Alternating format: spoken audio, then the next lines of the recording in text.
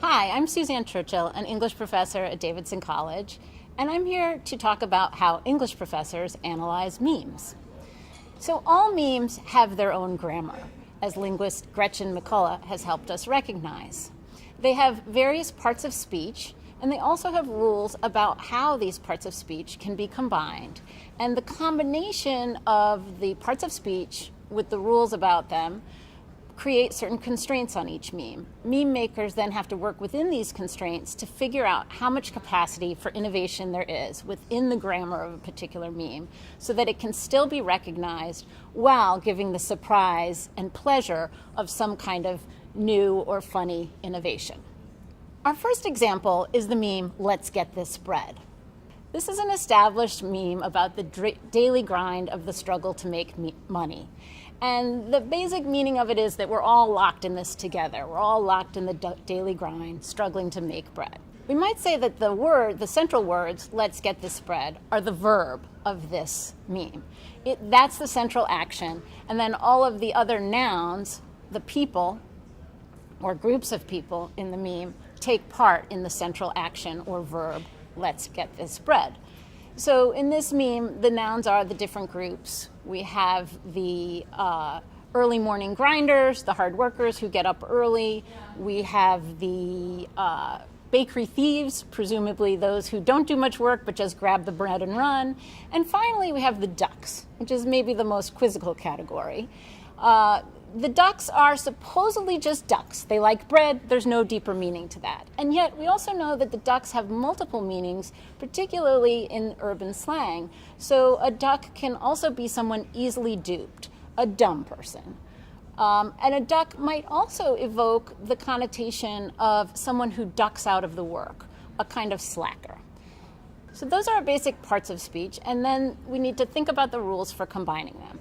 Well, the basic rule for all memes is that the words have to be combined with an image. In this particular meme, the image initially evolved to be a kind of Venn diagram in which the different groups were depicted in overlapping circles. It was a kind of mock social scientific way of mapping and classifying the different segments of the American population who are all trapped in the daily grind. In this meme, we find that the image is actually more flexible than the words. The words get repeated pretty much in the same combinations. But in this example, the Venn diagram has been replaced by a stock image representing racial, multicultural harmony via these three interlocking fists interlocked in a kind of handshake together. To analyze the combination of words and images in this meme, we might suggest that by taking the meme words and combining them with this stock image of multicultural harmony, that the words are actually doing some kind of subversive act, ironically poking fun at and exposing the false idealism of this stock image of racial harmony to suggest that we're not all equal in this handshake and that the American cultural landscape is not as harmonious as we might like to believe.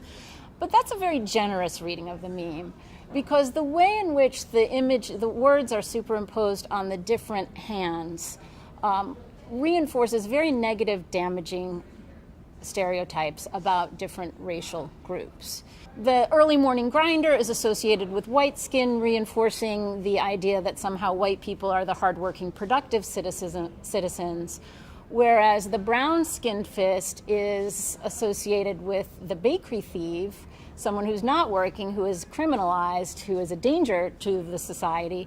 And the darkest skinned fist, presumably the African-American one, is associated with the duck, someone who either eats or is kind of dumb or stupid, or worse, is a slacker.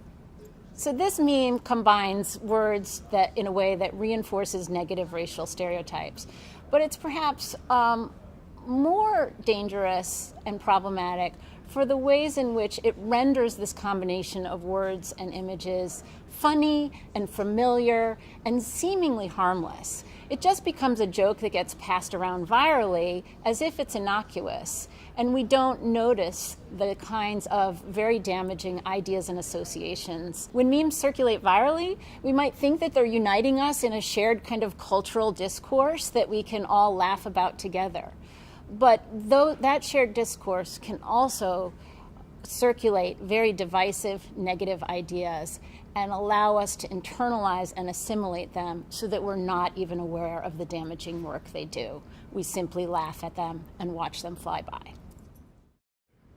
I'm so excited about this next meme. This was the first time that I had seen it, and the idea that there's solidarity between the criminal and the hard worker, and potentially like nature, if the proletariat is nature, we're all just out there trying to survive.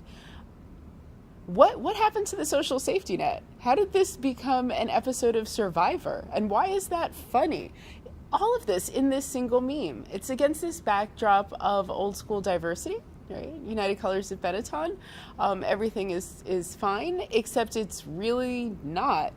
Right? What's the vision for how we survive?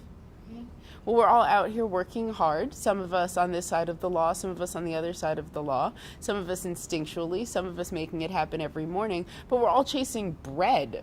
This idea of basic sustenance for ourselves and those that depend on us. What kind of Hunger Games is this? And so we think that these stock images usually come from corporate websites as they're trying to represent the diversity of their different people working on their staff, which is really funny that we use stock images and not actually the people within the images. So it's really funny and kind of takes this idea of like memes as reappropriation or recontextualization to another level, right?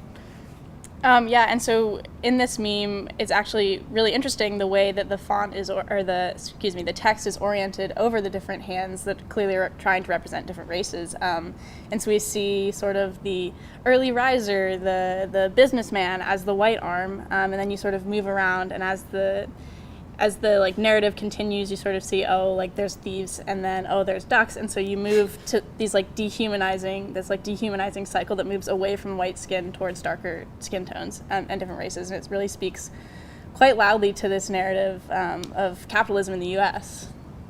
So that the way the hands are actually clasped within this image is clearly trying to evoke this idea of teamwork and team building and problem solving, but it's sort of a mockery also, because what is being solved in this image? Like what solution, what problem have we fixed? None. And I think that's kind of what's funny about it. Okay, so let's look at another meme. The next one I have in front of me is the solidarity symbol with the three different hands that are clasped together. And in the center, we see the text that says, quote, "Let's get this bread." And so I think what we see here is really clear, clever play on racial dynamics and hierarchies. So the "let's get this bread," the bread is obviously a clever word play and a euphemism for money. And then we see the white hand, unmistakably very white hand in terms of skin color, is noted that it's the early morning grinders, right? And so the context is such that if you're getting the bread, it's kind of this other wordplay that you make a connection to as a mental kind of schema in your mind, you know, the early bird gets the worm kind of thing. And so we see the early morning grinder as the white person who, you know, if we're talking about a racial hierarchy, if we're talking also about capitalistic society, and we're also talking about who sits at the top of that hierarchy and where everybody else kind of falls historically, we know that we can critique this structure by looking at the white hand as the early morning grinder, right? Early bird gets the worm. What also comes to mind for me here is thinking in terms of capital, whether that's social or cultural capital and assets. We also think about this in terms of networking. You often hear it talked about in popular culture as hustle or grit, right? I remember also seeing the hashtag that comes up periodically of on my grind, right? Like hustle hard, those kinds of things. I think it's interesting, too, that you then see the lighter, but obviously a person of color hand that has the words bakery thieves on it. And to me, this brings to mind some sense of upward mobility in terms of class status, but we're actually talking about thievery, right? We're definitely talking about the short term. There takes some strategy. What can you get out of something very concretely? And here I actually think we are talking about literal bread, right? Bakery thieves, stealing bread from a bakery. That's kind of a shorter term gain, maybe leads to slight upward mobility, but is that lasting? Don't know, probably not. I think the most provocative and also troubling part of this meme is definitely the darkest hand in the kind of solidarity symbol, which says ducks on it, right? So what it comes to mind to me is people throwing breadcrumbs at a park where ducks are coming by and just picking up what they can get, right? They're literally getting what they can get. There's not a whole lot of strategy. You kind of hope that somebody will come by and throw breadcrumbs. So this calls to mind for me things like an equation of charity with crumbs, right? So whatever you can get from people who are higher up on the ladder because they're the ones who are purchasing the bread, breaking it apart, and then having the intentions to go and throw it at the park where the ducks would be residing, right? So this is like kind of like the lower end of the racialized spectrum. This is where I see this kind of oppression Olympics being reflected in a racial hierarchical order that also has to do, obviously, with socioeconomic class status. I think the other thing that's interesting here is that I keep talking about the symbol of solidarity, right? So they are intertwined in their grasp. And so that would mean that they are interrelated in some meaningful way.